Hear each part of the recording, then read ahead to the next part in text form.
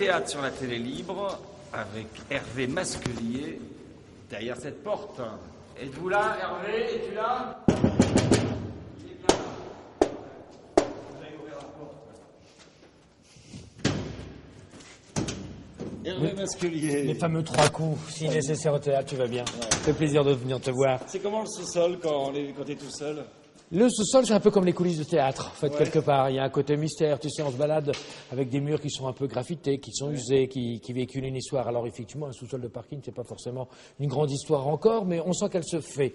Et chez vous, dans votre sous-sol, on sent que ce sous-sol se transforme progressivement, une mutation en studio. Alors, on t'a trouvé, viens voir, on t'a trouvé un décor, un nouveau décor. C'est le poteau rouge. Ah! On s'est dit, voilà. Bah, écoute, oui. Alors ça, c'est le rouge est une couleur symbole pour le théâtre. C'est une couleur qu'on affectionne particulièrement. Ouais, pourquoi d'ailleurs? À cause du rideau, je pense que c'est une tradition, le velours. Pourquoi rouge? Pourquoi on a pris un rideau pourquoi rouge? Je sais pas. À vrai dire, je pourrais te le dire, mais je le sais pas. Les charpes bah rouges, oui, les charpes rouges aussi. Est-ce qu'elles durent pas avec le poteau? 100% cachemire. 100% cachemire. Ah bah oui, qu'est-ce que tu veux, on peut pas non plus. Ah merde, il y a un micro, faut pas que je touche trop. Micro. Tu viens parler de quelle pièce de théâtre aujourd'hui? Ah, je voudrais vous parler d'une très jolie. On parle de tissu, mais on va parler de tissu aussi. Ouais. On va parler des chaussettes. Les chaussettes. Opus 121, c'est une pièce. Alors voilà, moi j'ai des chaussettes noires. Alors il s'agit de chaussettes noires. C'est du fil d'Écosse. C'est du fil d'Écosse. Vas-y. Alors, les chaussettes, c'est une pièce avec De Sarthe et Michel Galabru. De Sarthe, Gérard De Sarthe. Gérard De Sarthe, exactement. Alors, qui a joué dans quelle pièce déjà? Oh, tu me poses une question épouvantable. C'est une question pièce. Je vais pas en parler là. D'accord. Parce que je voudrais vraiment te parler de cette pièce-ci. Vas-y. C'est le pitch? Tu démarres? C'est le pitch. On y va. C'est l'histoire de 2 comédiens qui ont déjà une très grande expérience et qui sont quasiment même à la fin de leur carrière. Ouais. Enfin, Michel Galabru joue un peu le rôle de sa vie aussi là, puisqu'il a 84 ans, Michel Galabru. Donc il est sur scène avec ses 84 ans, à la rencontre d'un rôle hypothétique d'un de ses amis qui est joué par Gérard De Sarthe et qui lui propose de jouer des poèmes, des textes d'auteurs contemporains, un melting pot de choses, tout ça orchestré et agrémenté par des morceaux de musique qu'il jouerait lui au violoncelle et Gérard De Sarthe au violon, et le tout habillé dans des costumes de clown. Voilà. Or, l'histoire veut que le personnage de Michel Galabru est un personnage extrêmement célèbre dans le mythe de l'histoire du théâtre, de l'histoire de ce théâtre-là.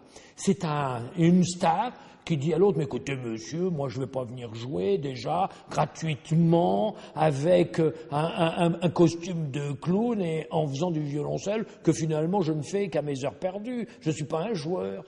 Et Gérard De Sarthe, lui, va le convaincre, va emmener ce vieux grincheux à accepter à jouer cette pièce, à la répéter tout au moins. Et nous, spectateurs, on assiste à la progression de cette répétition qui doit mener ces 2 acteurs à jouer cette pièce.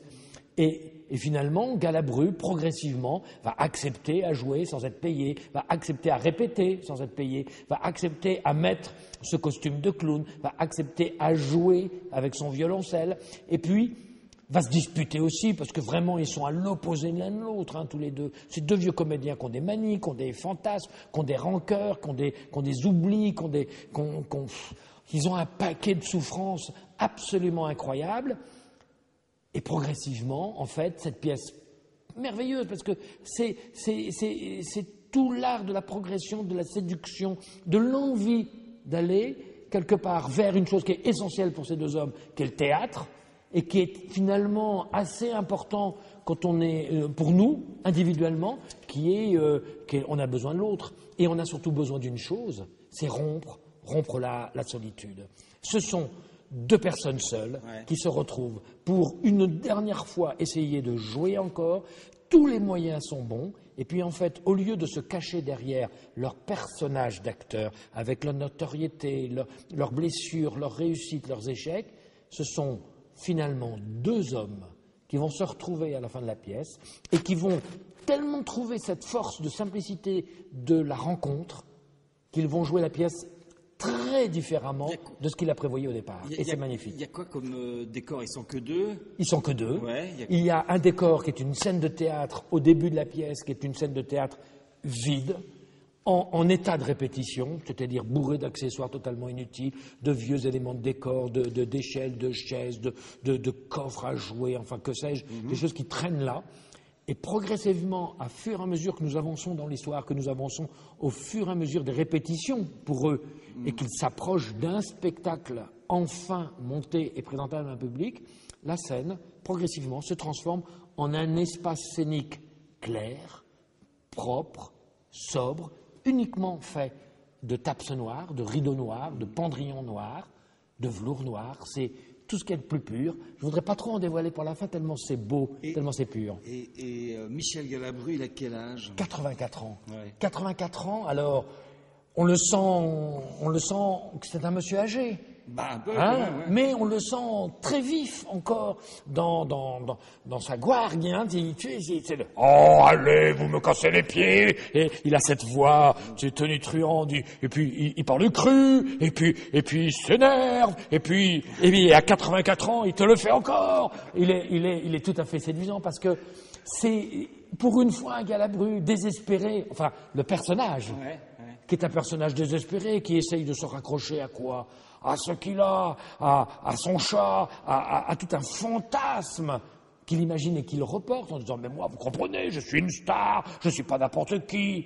Puis au fur et à mesure, il dit « Vous auriez pas...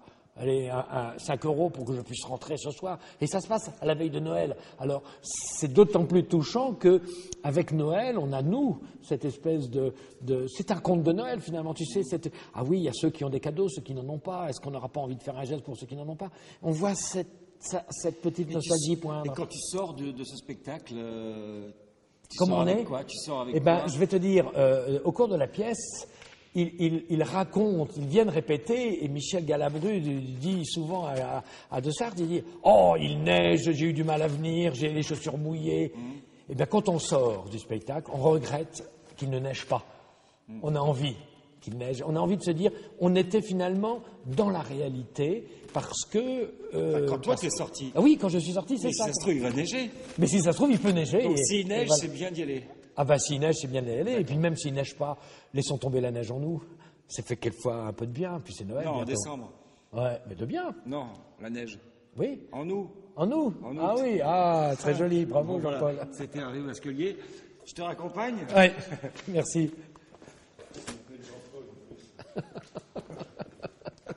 Eh, vas-y, je te laisse partir. Allez, à bientôt.